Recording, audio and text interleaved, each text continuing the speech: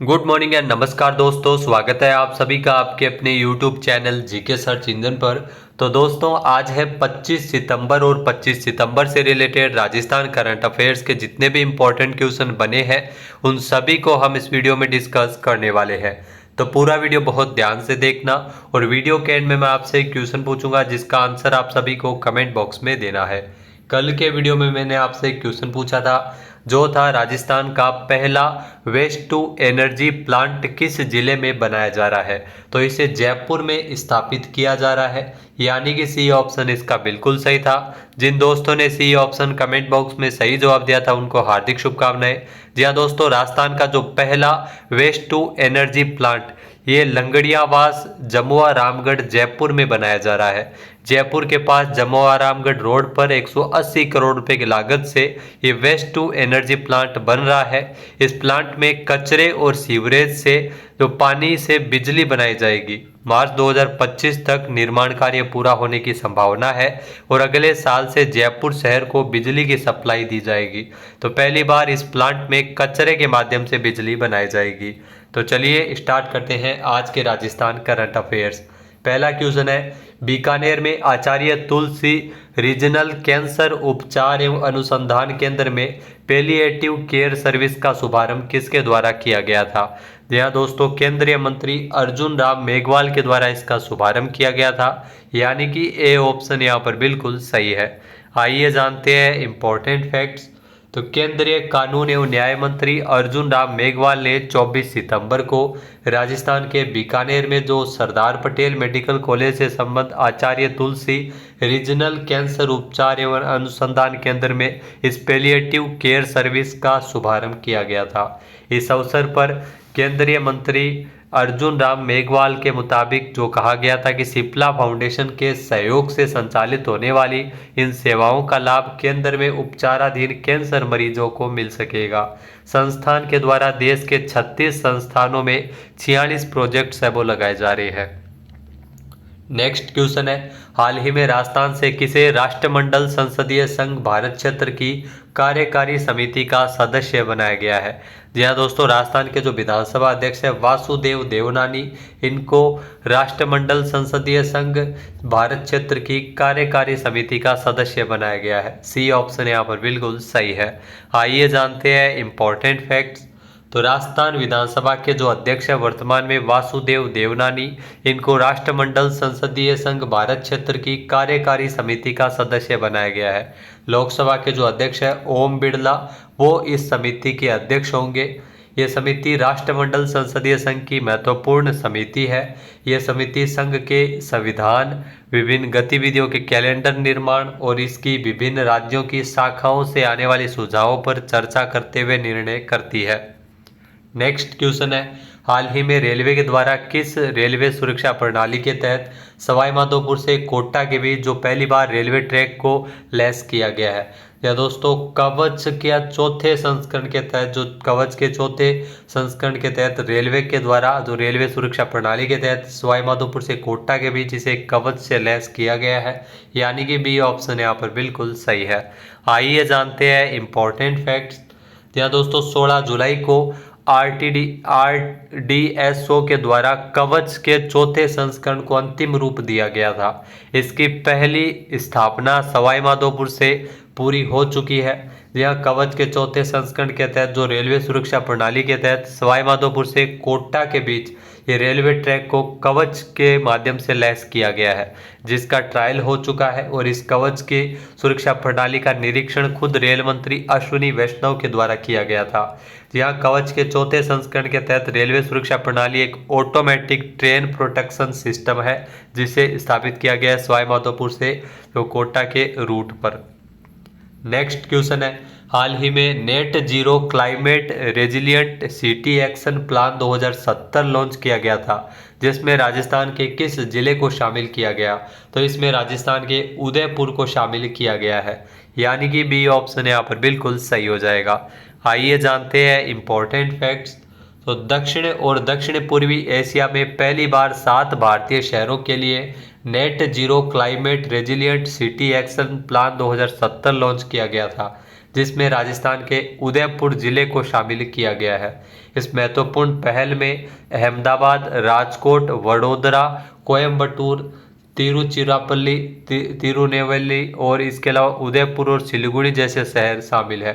यह पहल भारत के 2070 तक net zero green house gas उत्सर्जन लक्ष्य को हासिल करने की दिशा में एक महत्वपूर्ण कदम है। नेक्स्ट क्वेश्चन है, हाल ही में पेरिस में आयोजित इंटर कल्चरल ओलंपियाड 2024 में जयपुर की अदिति ब्रह्म भट्ट ने कौन सा मेडल जीता है? तो ये जो आप तस्वीर में देख रहे हैं, इनका नाम है अदिति ब्रह्म भट्ट। इन्होंने कथक के अंतर्गत जीता है गोल्ड मेडल, यानी कि बी ऑप्शन यहाँ पर बिल्कुल सही है। आइए जानते हैं इंपॉर्टेंट फैक्ट्स। यह दोस्तों यूनेस्को एवं अखिल भारतीय सांस्कृतिक संघ की ओर से पेरिस में आयोजित इंटर कल्चरल ओलंपियाड 2024 में कथक प्रस्तुति करते हुए जयपुर की अदिति ब्रह्म भट्ट ने पेरिस में गोल्ड मेडल जीता है। इससे पहले इन्होंने सिंगापुर में आयोजित ओलंपियाड में भी प्रथम स्थान प्राप्त किया था। अदिति ब्रह्म भट्ट जो जयपुर राजघराने से संबंधित है और जयपुर से है। अगला क्वेश्चन है, पंडित दीनदयाल उपाध्याय शेखावाटी विश्वविद्यालय में 25 सितंबर को पंडित दीनदयाल उपाध्याय की 108वीं जयंती के अवसर पर प्रतिमा का अनावरण कौन करेंगे? जी हां, आज इस प्रतिमा का अनावरण किया जाएगा उपराष्ट्रपति जगदीप धनखड़ के द्वारा, यानी कि सी ऑप्शन यहाँ पर बिल्कुल सही है। आइए जानते हैं इंपॉर्टेंट फैक्ट्स। तो 25 सितंबर को उपराष्ट्रपति जगदीप धनखड़ सीकर आएंगे। ये पंडित दीनदयाल उपाध्याय शेखावाटी विश्वविद्यालय में आयोजित होने वाले कार्यक्रमों में शामिल होंगे। आपको बता दें कि 25 सितंबर को राष्ट्र जीवन दर्शन के निर्माता पंडित दीनदयाल उपाध्याय की 108वीं जयंती है और इसी अवसर पर पंडित दीनदयाल उपाध्याय की प्रतिमा का अनावरण भी किया जाएगा। सीकर में स्थित पंडित दीनदयाल उपाध्याय शेखावाटी विश्वविद्यालय, जिसकी स्थापना साल 2012 में की गई थी। इस विश्वविद्यालय की स्थापना का उद्देश्य शेखावाटी अंचल में जो सीकर, चूरू और झुंझुनू के छात्रों की सरलता से उच्च शिक्षा को उपलब्ध करवाना है। नेक्स्ट क्वेश्चन है, राजस्थान में आधुनिक कृषि यंत्रों पर किसानों को कितने प्रतिशत तक का अनुदान मिलेगा? या दोस्तों, राजस्थान में आधुनिक कृषि यंत्रों पर किसानों को 50% तक का अनुदान मिल सकेगा, यानी कि सी ऑप्शन यहाँ पर बिल्कुल सही है। आइए जानते हैं इंपॉर्टेंट फैक्ट्स। तो राजस्थान में आधुनिक कृषि यंत्रों पर किसानों को 50% तक अनुदान दिया जाएगा। राज्य में सब मिशन ऑन एग्रीकल्चरल मैकेनाइजेशन योजना के तहत किसानों को आधुनिक कृषि यंत्रों की खरीद पर 50% तक अनुदान दिया जाएगा। इस योजना के अंतर्गत राज्य के लगभग 66,000 किसानों को 200 करोड़ रुपए का अनुदान दिए जाने का प्रावधान किया गया है। इससे न केवल किसानों पर आर्थिक बोझ कम होगा, बल्कि खेती के कठोर कार्य भी सरल हो जाएंगे। किसान राज किसान साथी पोर्टल पर ई मित्र के माध्यम से भी 13 सितंबर तक ऑनलाइन आवेदन है वो किया जा सकता था। नेक्स्ट क्वेश्चन है, सीएम भजनलाल शर्मा ने कहां पर नवीन औद्योगिक क्षेत्र की स्थापना के लिए भूमि आवंटन के प्रस्ताव को मंजूरी प्रदान की है? तो भीलवाड़ा में ये नवीन औद्योगिक क्षेत्र के लिए भूमि आवंटन के प्रस्ताव को मंजूरी प्रदान की गई है, यानी कि ए ऑप्शन यहाँ पर बिल्कुल सही है। आइए जानते हैं इंपॉर्टेंट फैक्ट्स। तो राजस्थान के मुख्यमंत्री भजनलाल शर्मा ने भीलवाड़ा जिले में नए औद्योगिक क्षेत्र की स्थापना के लिए राजस्थान राज्य औद्योगिक विकास एवं विनियोजन निगम लिमिटेड रिको को भूमि आवंटन के प्रस्ताव को मंजूर किया है। इस प्रस्ताव के अनुसार भीलवाड़ा जिले की आसींद तहसील में ग्राम मोडका निम्बाहेड़ा में 99.72 हेक्टेयर भूमि राजस्थान भू राजस्व औद्योगिक क्षेत्र आवंटन नियम 1959 के तहत आवंटित की जाएगी। इस निर्णय से भीलवाड़ा जिले में औद्योगिक विकास को गति मिलेगी तथा स्थानीय स्तर पर रोजगार का अवसर भी सृजित होगा। अगला क्वेश्चन है, भारत के किस इंटरनेशनल एयरपोर्ट का नाम बदलकर जगत गुरु संत तुकाराम महाराज इंटरनेशनल एयरपोर्ट किया जाएगा? तो ये ध्यान रखना, पुणे इंटरनेशनल एयरपोर्ट इसका नाम बदला गया है। इसका नाम अब जगत गुरु संत तुकाराम महाराज इंटरनेशनल एयरपोर्ट किया गया है, यानी कि सी ऑप्शन यहाँ पर बिल्कुल सही है। आइए जानते हैं इंपॉर्टेंट फैक्ट्स। तो पुणे इंटरनेशनल एयरपोर्ट का नाम बदलकर अब जगत गुरु संत तुकाराम महाराज इंटरनेशनल एयरपोर्ट किया जाएगा। महाराष्ट्र सरकार की ओर से यह फैसला लिया गया है। वर्तमान में जो महाराष्ट्र के मुख्यमंत्री है एकनाथ शिंदे।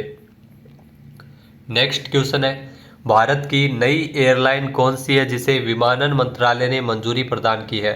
तो भारत की जो नई एयरलाइन है शंख एयरलाइन, जिसे विमानन मंत्रालय के द्वारा मंजूरी प्रदान की गई है, यानी कि बी ऑप्शन यहाँ पर बिल्कुल सही है।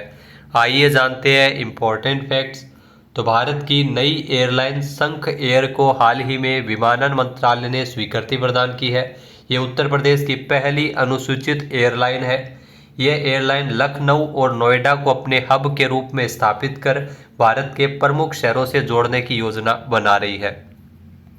अब बात करते हैं आज के हमारे क्विज के, जिसका आंसर आप सभी को कमेंट बॉक्स में देना है। तो आज का क्विज है, राष्ट्रीय अश्व अनुसंधान केंद्र बीकानेर में फ्रोजन सीमन टेक्निक से पहली बार देश में घोड़े का बच्चा पैदा किया गया था, उसका नाम क्या रखा है।